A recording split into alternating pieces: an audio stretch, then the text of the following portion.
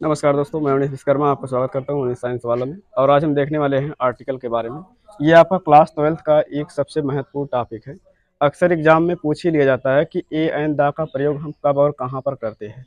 तो सबसे पहले हम आर्टिकल के बारे में आपको ये बताएंगे कि आर्टिकल वर्ड आपके कौन कौन से होते हैं। आर्टिकल वर्ड जो होते हैं ये आपके तीन पाए जाते हैं। सबसे पहले ए होता है, दूसरा होता है एन, तीसरा होता है द।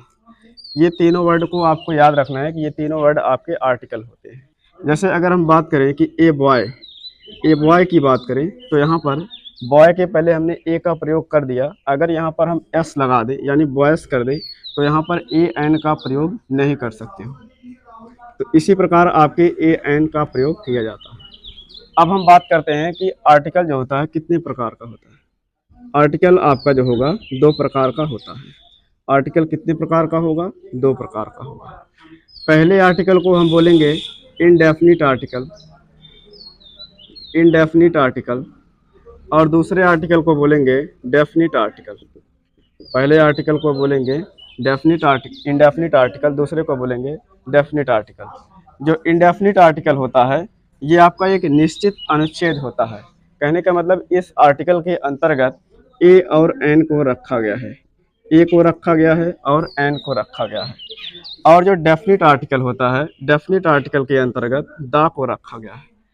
अब बात आती है कि हम डेफिनिट आर्टिकल का यूज कब करते हैं और आपका डेफिनिट आर्टिकल का यूज कब करते हैं।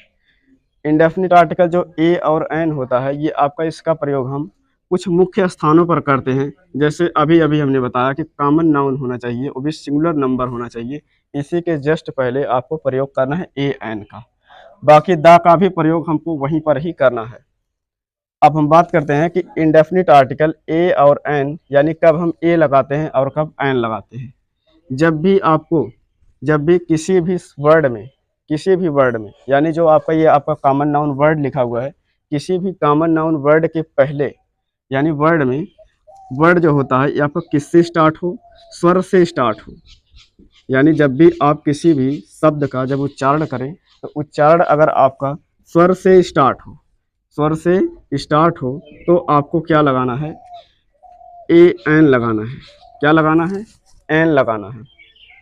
अगर आपका व्यंजन से स्टार्ट हो, व्यंजन से स्टार्ट हो तब आपको क्या लगा देना है? ए लगा देना है। अगर आपका स्वर से स्टार्ट हो रहा है तो आपको एन लगाना है।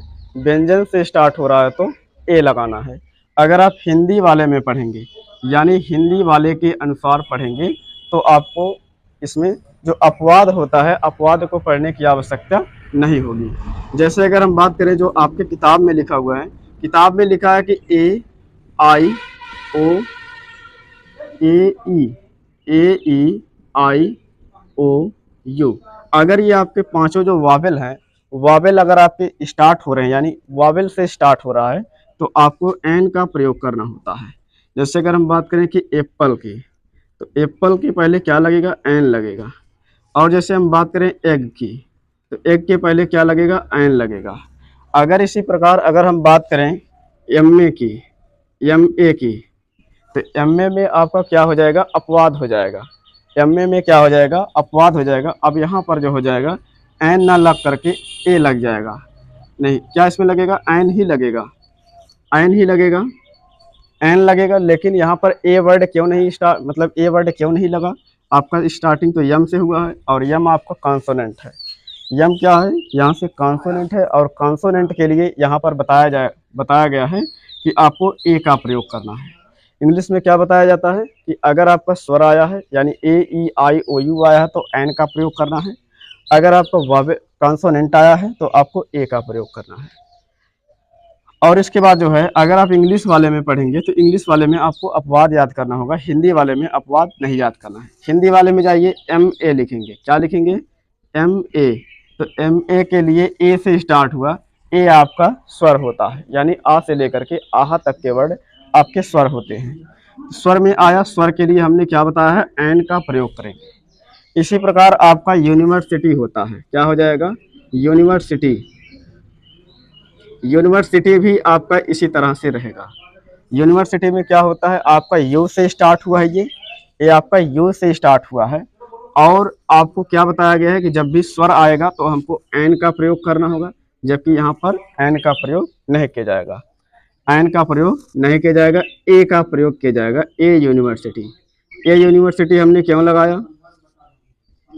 क्योंकि यहाँ पर जो है ए यूनिवर्सिटी इसलिए लगा, ये आपका यू से स्टार्ट है, इससे मतलब नहीं है, ये आपका या से लिखा जाएगा। किससे? या से। यूनिवर्सिटी, यूनिवर्सिटी हो जाएगा आपका, या से स्टार्ट हो गया। जबकि या आपका जो होता है व्यंजन होता है, और व्यंजन के लिए जो होता है ए का प्रयोग करते हैं।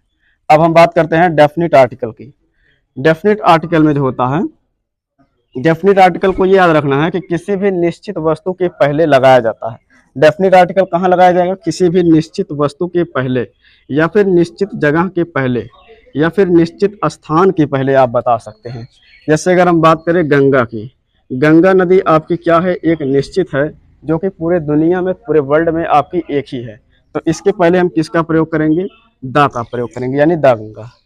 और इसके बाद अगर हम बात करें आपका कोई भी एक स्थान हो, जैसे मान लीजिए स्थान के नाम के पहले नहीं, जैसे किसी बुक का नाम हो गया, जैसे रामायण हो गया, रामायण हो गया।